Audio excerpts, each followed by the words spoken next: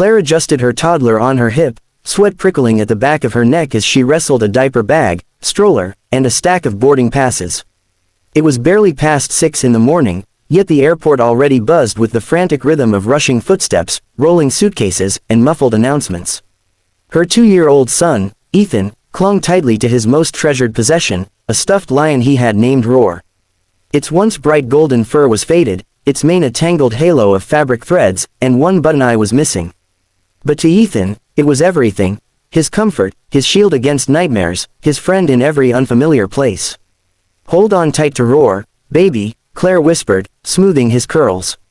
Ethan nodded solemnly, hugging the toy to his chest. Being a single mom meant that everything fell on her shoulders. She packed the snacks, remembered the wipes, managed the tickets, soothed the meltdowns. She bore the weight of 2 people's responsibilities alone. She had chosen strength because she had no other choice. But security was chaos. She struggled to slip off her shoes, lift Ethan into her arms, unload her laptop, collapse the stroller, all while strangers in line sighed impatiently. Ethan squirmed, confused by the noise and the bright lights. Claire shushed him, juggling bins with one hand while balancing him on the other. By the time she made it through and reassembled the stroller, her hands were shaking.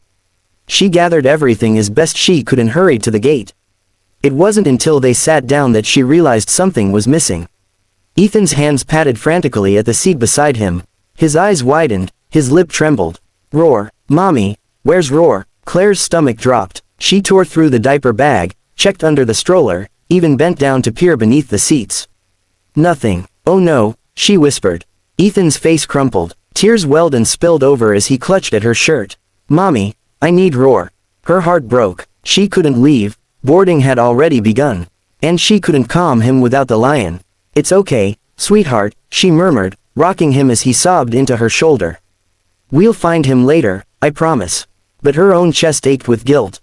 She knew it wasn't just a toy, it was his anchor, his safety net in a world too big and loud. Back at the security checkpoint, a TSA officer discovered the stuffed lion wedged between 2 bins. He sighed, shaking his head at the forgotten toy. Picking it up gingerly, he placed it on the counter. It was clearly well loved, practically falling apart, but he figured it would end up in lost and found by the end of the day. That's when a man in a tailored suit passed by, rolling a sleek carry-on. He moved with the assured ease of someone accustomed to boardrooms and private lounges. His name was Richard Callahan, CEO of one of the most powerful tech companies in the country. He should have kept walking. He had a flight to catch, a schedule packed with meetings and investors waiting on him. But something about the toy caught his attention. It was out of place. In this sterile, polished space, the scruffy stuffed lion radiated an odd warmth. Almost without thinking, Richard picked it up. Its fur was matted, the stitching loose, but his eyes caught on the tag sewn clumsily to its paw. In faded ink, in handwriting that looked familiar, were 2 words. "Ethan Callahan." Richard froze. The din of the airport dulled to nothing. His throat tightened, and for the first time in years, his world tilted. Callahan, his name, and Ethan. He gripped the toy, his pulse pounding. It couldn't be, could it? But memory came crashing back. The woman he had once loved, the night she had told him she was pregnant, the way he had walked away. Her name was Claire. She had been everything: intelligent, stubborn, full of fire. He had loved her, but he had been young, ambitious, consumed with building his empire. When she told him she was expecting, he had felt fear coil in his chest. He hadn't denied the child, hadn't been cruel, but he had chosen distance. He convinced himself he wasn't ready, that Claire and the baby deserved someone better than a man obsessed with success. He sent money for a time, tried to ease his conscience with checks, but eventually even that stopped. He buried himself in work, in headlines, in deals. He became Richard Callahan, billionaire, CEO, mogul. But beneath the glossy exterior, guilt lived like a shadow he never acknowledged. And now, standing in an airport security line, holding a battered stuffed lion, he read the name of the son he had never met. "Sir." The TSA officer interrupted his trance. "Lost and found's over there." Richard's jaw tightened. He should hand it over, board his flight, get on with his life. That's what the old Richard would do. Instead, he asked, "Do you know where this came from?" "Which flight?" The officer shrugged. "Could have been any. Families pass through here all day. We just store the stuff." Richard nodded absently. His flight number glowed on the departure board above him, but his feet refused to move. He slipped the toy into his briefcase. For the first time in years, his carefully constructed schedule cracked. On the plane, Claire tried to soothe Ethan, but nothing worked. He cried himself into exhaustion, falling asleep against her chest with hiccuping breaths. Claire held him, pressing her lips to his forehead, guilt gnawing at her. She whispered, "I'm so sorry, baby," as tears stung her own eyes. When they landed, her parents greeted them with open arms, helping carry bags, fussing over Ethan. Still, every night he whimpered for Roar, clutching at empty air. 2 days later, the doorbell rang. Claire, expecting a neighbor, opened it, and froze. Standing there, impossibly out of place against the modest porch, was Richard Callahan. His suit was impeccable, his posture straight, but his eyes, those sharp, calculating eyes she remembered, were softer now. And in his hands was a stuffed lion. Claire's breath caught, her heart pounded, anger and disbelief colliding inside her. "Richard," her voice was barely above a whisper. His gaze locked on hers, then flicked briefly toward the sound of small feet padding across the living room. He held out the toy. "I believe this belongs to Ethan." Claire's knees threatened to give way. She snatched the lion from him, clutching it to her chest as if to shield it. Behind her, Ethan's cry rang out, "Roar!" He came running, snatched the toy from her hands, and hugged it fiercely. His sob of relief cut through the tension like glass. Claire turned back to Richard. 1,000 emotions surged, memories of love, betrayal, loneliness. Her voice shook with fury she hadn't planned to unleash today. "You don't get to just show up with a toy and expect everything to be fine."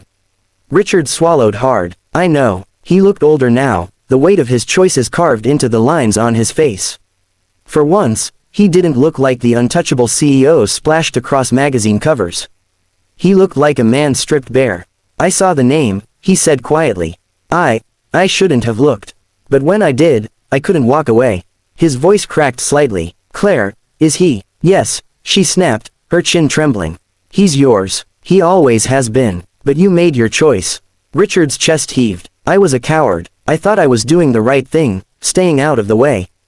But I was wrong. God, I was so wrong."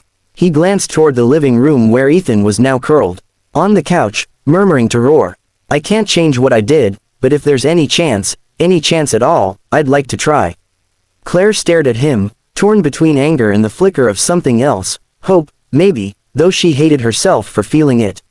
She remembered nights alone with a crying baby, days spent working double shifts, birthdays with an empty chair where a father should have been. And now, here he was, holding out words like a bandage over a wound too deep.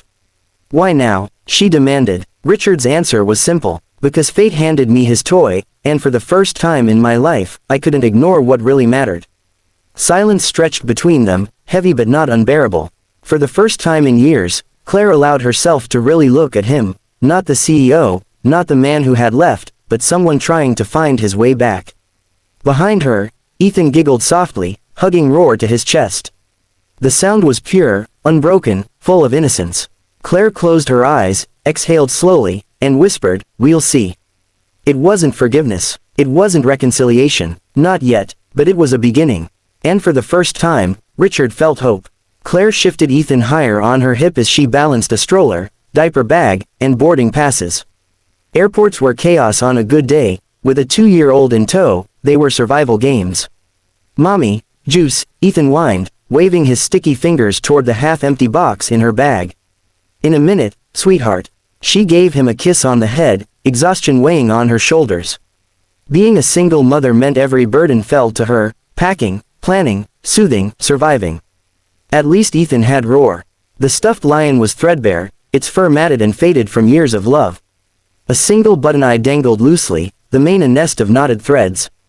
But to Ethan, it was safety itself. He clutched it in his small fists, murmuring, "Roar," the way some children whispered prayers. "Hold on tight, baby," Claire reminded him as they shuffled toward security. The line crawled. Travelers sighed, fidgeted, checked watches. Claire fumbled with shoes and bins, her bag spilling snacks and diapers as she balanced Ethan on one arm. He squirmed, confused and restless in the bright, sterile maze of the checkpoint. By the time they emerged on the other side, Claire was sweating. She collapsed the stroller, shoved their belongings back together, and hurried to the gate. It wasn't until they sat down that Ethan's small voice broke the illusion of order.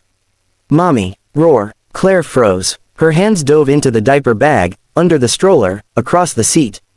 "Nothing. No, no, no," she whispered, panic rising. He must be, maybe back at security. But boarding had already begun. She couldn't go back. And Ethan's lip was trembling, his hands empty. Roar. His cry shattered her heart. Claire gathered him close, whispering promises she couldn't keep. "We'll find him later, I swear. Mommy's here." But as the plane took off, Ethan sobbed into her chest, and Claire's guilt grew heavier than the clouds outside. At the security checkpoint, a TSA officer spotted the abandoned lion lodged between two bins. He shook his head and set it aside, ready for the lost and found. That's when a man in an immaculate suit stopped in his tracks. Richard Callahan, CEO of a global tech empire, rarely noticed details outside his phone or his schedule.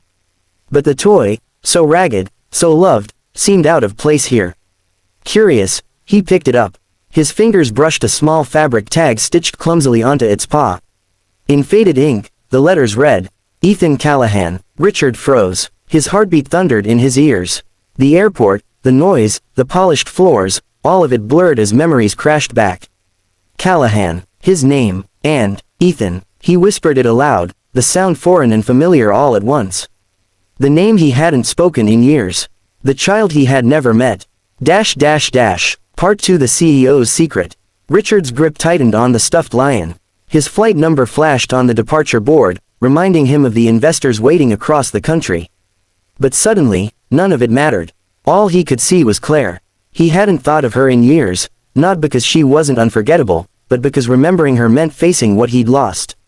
She had been brilliant, stubborn, full of fire. He had loved her once. He still did, though he'd buried it under ambition. When she told him she was pregnant, fear had driven him away. He'd told himself she deserved better than a man married to his work. He sent money, excuses, empty gestures. And then he let silence settle where his presence should have been. Now, fate had tossed a frayed stuffed lion into his hands. Proof of what he had abandoned. "Sir," the TSA officer asked, "do you want me to send that to Lost and Found?" Richard's throat felt raw. "No, I'll take care of it." 2 days later, in her parents' small living room, Claire was folding Ethan's laundry when the doorbell rang. She expected a delivery, maybe a neighbor. Instead, when she opened the door, time collapsed. Richard Callahan stood on the porch in a flawless suit, holding Roar in his hands. For a moment, Claire couldn't breathe. The sight of him stirred memories she thought she had buried. Laughter, tears, the moment he walked away. "Richard," her voice cracked with disbelief and anger. His eyes searched hers, hesitant but determined. He held out the lion. "I believe this belongs to Ethan." Behind her, Ethan's voice shrieked with delight. "Roar." He ran forward, snatching the toy from Richard's hands before clutching it to his chest with a sob of relief. Claire's chest tightened. Her son had his anchor again, but the man who had abandoned them was standing on her doorstep. "You don't get to just show up with a toy," she hissed, blocking the doorway, "and expect everything to be fine." Richard swallowed hard. "I know." His voice carried none of the arrogance she remembered, only regret. "I saw the name. I couldn't ignore it." He paused, eyes flicking toward the child on the couch, hugging his lion. "Is he?" "Yes." Her jaw tightened. "He's yours. He always has been." Richard's face crumpled. For once, he looked less like the untouchable CEO and more like a man stripped bare. "I thought leaving was the right choice," he confessed. "I told myself you'd be better off without me. That I couldn't be a father and build the company. But I was wrong. Claire, I've made mistakes, but if there's any chance, any at all, I'd like to try." Claire's chest burned. Memories of long nights alone, birthdays with no father, tears shed in silence pressed against her. "Why now?" she demanded. His answer was simple, his voice unsteady. "Because holding that toy in my hands, it reminded me what really matters. And for the first time in my life, I couldn't walk away." Silence stretched between them, thick with history. From the couch, Ethan's giggles rang out as he made Roar chase the couch cushions. Innocent, joyful, untouched by the storm between his parents. Claire looked at her son, then at the man who had left them behind. Her anger didn't vanish, her pain didn't fade, but something new flickered, possibility. "We'll see," she whispered, her voice firm but trembling. It wasn't forgiveness. It wasn't a promise. But it was a beginning. And for Richard, that was everything.